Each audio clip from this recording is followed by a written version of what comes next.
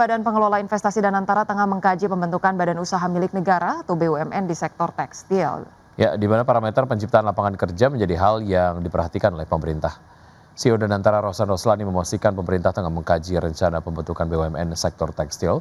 Rosan menyampaikan setiap rencana investasi yang dilakukan, pihaknya dilakukan melalui studi kelayakan atau feasibility study dan assessment menyeluruh termasuk terhadap sektor tekstil yang saat ini tengah menjadi perhatian dari pemerintah. Terlebih sejumlah parameter harus dipenuhi, salah satunya adalah penciptaan lapangan pekerjaan dalam jumlah yang sangat besar, di mana industri tekstil menjadi sektor padat karya yang menyerap banyak tenaga kerja. Kita ini di Danantara semuanya tentunya kita melakukan investasi yang kita lakukan itu sudah dalam feasibility study atau assessment yang penuh dari segala macam sektor ya. Ya tentunya juga dari kita kan ada kriteria atau parameter yang harus kita penuhi, termasuk juga parameter yang kita masuk itu adalah lapangan pekerjaan yang saya sampaikan. Mungkin ya we are willing, kita terbuka untuk menerima misalnya investasi yang secara return mungkin lebih rendah dari parameter kita apabila penciptaan lapangan pekerjaan lebih tinggi. Ya mungkin tekstil kan salah satu yang dari segi penciptaan lapangan pekerjaan itu sangat besar ya. Jadi kita melihat potensi-potensi yang ada aja gitu ya. Apalagi kalau itu udah termasuk dalam distress asset ya kita lihat selama kita yakin bahwa Ya, sementara itu Asosiasi Produsen Serat dan Benang Filamen Indonesia menyambut baik komitmen pemerintah melindungi keberlangsungan industri tekstil dalam negeri dalam rencana pembentukan BUMN sektor tekstil. Ya, Ketua Umum Asosiasi Produsen Serat dan Benang Filamen Indonesia atau APSFYI, Retma Gita Wirawasta mengapresiasi komitmen pemerintah dalam memperkuat industri tekstil dan garmen nasional melalui upaya hilirisasi dan pembentukan BUMN tekstil, di mana Retma menegaskan langkah tersebut dinilai strategis untuk mendorong penciptaan lapangan kerja, mengingat sektor tekstil dan garmen merupakan industri padat karya yang selama ini menjadi penopang perekonomian nasional, sekaligus menjaga stabilitas sosial di berbagai daerah. Di sisi lain, Retma menekankan bahwa penguatan industri tekstil dari hulu hingga hilir dalam negeri menjadi langkah penting untuk menjaga keberlangsungan sektor strategis ini. Laksanakan komitmennya untuk menyelamatkan industri ini dan mempertahankan industri ini gitu ya. Dengan adanya concern ini tentu menjadi angin segar buat kami para pelaku industri dari hulu sampai hilir yang kemarin kelihatannya agak loyo gitu ya, tapi dengan adanya statement Pak Presiden, langkah dari Pak Presiden ini itu menjadi penyemangat tambahan lagi. Ini ya, bahwa kita tekstil ke depan. Emiten Pengelola Pizza Hut Indonesia, PT Sari Melati Kencana Tbk telah menyiapkan sejumlah upaya untuk menghadapi fluktuasi nilai tukar rupiah terhadap dolar Amerika Serikat pada tahun 2026. Ya, manajemen menjelaskan salah satu upaya yang dilakukan dalam hal ini adalah memanfaatkan fasilitas lindung nilai dari perbankan. Manajemen juga telah menakar sensitivitas fluktuasi nilai tukar rupiah terhadap dolar Amerika Serikat. Upaya yang juga dilakukan yakni mengoptimalkan efisiensi rantai pasok serta menyesuaikan strategi biaya dan harga secara selektif tanpa mengorbankan kualitas produk. Selain itu, upaya untuk memperkecil dampak dari fluktuasi rupiah juga dilakukan melalui program Pizza Hut Peduli Petani yang diklaim bermitra dengan lebih dari 100 kelompok petani lokal untuk memasok bahan baku bagi perseroan. Dengan begitu kontribusi pasokan bahan baku dalam negeri disebut semakin meningkat bagi perseroan. Melalui upaya-upaya ini perseroan percaya diri untuk mampu membukukan kinerja yang positif sepanjang 2026.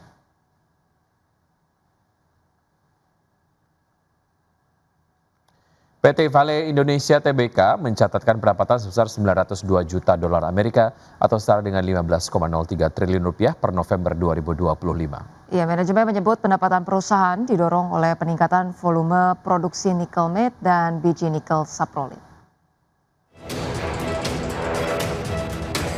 PT Vale Indonesia mencatatkan pendapatan sebesar 902 juta US dollar atau setara 15,03 triliun rupiah per November 2025. Presiden Direktur Vale Indonesia Bernardus Irmanto mengatakan pendapatan perusahaan didorong oleh peningkatan volume produksi nikel matte dan biji nikel saprolite. Dalam paparannya, Bernardus menjabarkan kemajuan positif dalam produksi nikel matte yakni mencapai 66.848 ton hingga November 2025. Angka itu meningkat 3% secara tahunan. Perusahaan juga mencatat kemajuan signifikan dalam ekspansi kegiatan komersial tahun ini melalui keberhasilan penjualan biji nikel saprolit dari wilayah Pomala dan Pahodopi. Hingga November 2025, total penjualan biji nikel saprolit mencapai 1.905.740 wet metric ton. Meski demikian, manajemen menyatakan bahwa perseroan masih menghadapi tantangan pelemahan harga nikel pada 2025 lalu.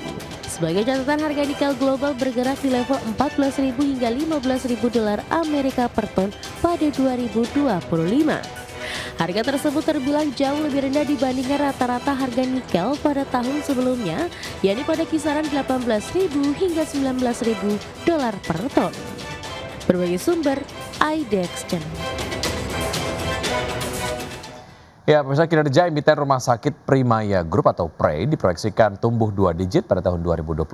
Iya, target ambisius ini didorong ekspansi jaringan serta optimalisasi operasional yang dinilai masih realistis oleh analis pasar. PT Famon Awal Bros Sedaya Tbk menargetkan pertumbuhan pendapatan 15 hingga 20% dan kenaikan EBITDA 20 hingga 25% pada 2026. Para analis menilai target ini didukung oleh operating leverage yang mulai optimal seiring bertambahnya volume pasien, terutama dari rumah sakit yang telah memasuki fase matang. Ekspansi jaringan menjadi katalis utama dengan rencana pembukaan satu rumah sakit baru berkapasitas 200 tempat tidur. Meski fase awal operasional berpotensi menimbulkan tekanan biaya, startup PREI dinilai memiliki periode ramp up yang cepat sehingga dampak tekanan biaya diperkirakan mulai netral pada paruh kedua 2026. Dari sisi profitabilitas PREI dinilai mampu menjaga margin melalui skala ekonomi dan digitalisasi operasional. Komposisi pasien non-BPJS serta fokus pada layanan unggulan berkompleksitas tinggi dinilai efektif meningkatkan pendapatan per pasien. Saham PREI pun direkomendasikan buy dengan target harga Rp1.250 per saham. Pemirsa, Menteri Keuangan Jerman Lars Klingbeil dan Menteri Keuangan Prancis Roland Lescure menjelaskan penolakan atas pengenaan tarif oleh Amerika Serikat imbas sengketa penguasaan Greenland. Adapun sebelumnya Presiden Donald Trump resmi mengenakan tarif sebesar 10% terhadap sejumlah negara Eropa dan mengancam akan menaikkan tarif menjadi 25% pada 1 Juni 2026. Menteri Keuangan Jerman dan Prancis menegaskan bahwa kekuatan Eropa tidak akan dapat diperas dan akan ada respon yang tegas serta bersatu terhadap ancaman Presiden Donald Trump untuk menaikkan tarif atas Greenland. Hal tersebut diungkapkan oleh Menteri Keuangan Jerman Lars Klingbeil dan Menteri Keuangan Prancis Roland Lescure. Selanjutnya, para pemimpin Uni Eropa dijadwalkan membahas opsi-opsi dalam KTT darurat di Brussels pada Kamis mendatang. Salah satu opsi adalah paket tarif atas impor Amerika Serikat senilai 93 miliar euro yang dapat otomatis diberlakukan mulai 6 Februari setelah penangguhan 6 bulan. Opsi lainnya adalah penggunaan instrumen anti pemerasan yang belum pernah diterapkan sebelumnya yang dapat mengatasi akses terhadap tender publik, investasi, aktivitas perbankan atau membatasi perdagangan jasa, di mana Amerika Serikat memiliki surplus terhadap blok Eropa termasuk di sektor jasa digital. Lescure menyatakan bahwa meskipun instrumen anti pemerasan terutama bersifat pencegahan, instrumen ini perlu dipertimbangkan dalam situasi saat ini. Sebelumnya Presiden Amerika Serikat Donald Trump resmi mengenakan tarif sebesar 10% terhadap sejumlah negara Eropa yang diketahui mengirimkan personil militer ke wilayah Greenland. Trump bahkan mengancam akan menaikkan tarif menjadi 25% pada 1 Juni 2026.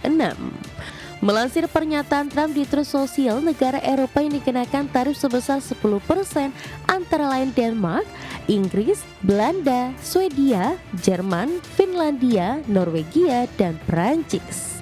Berbagai sumber, IDEX Channel.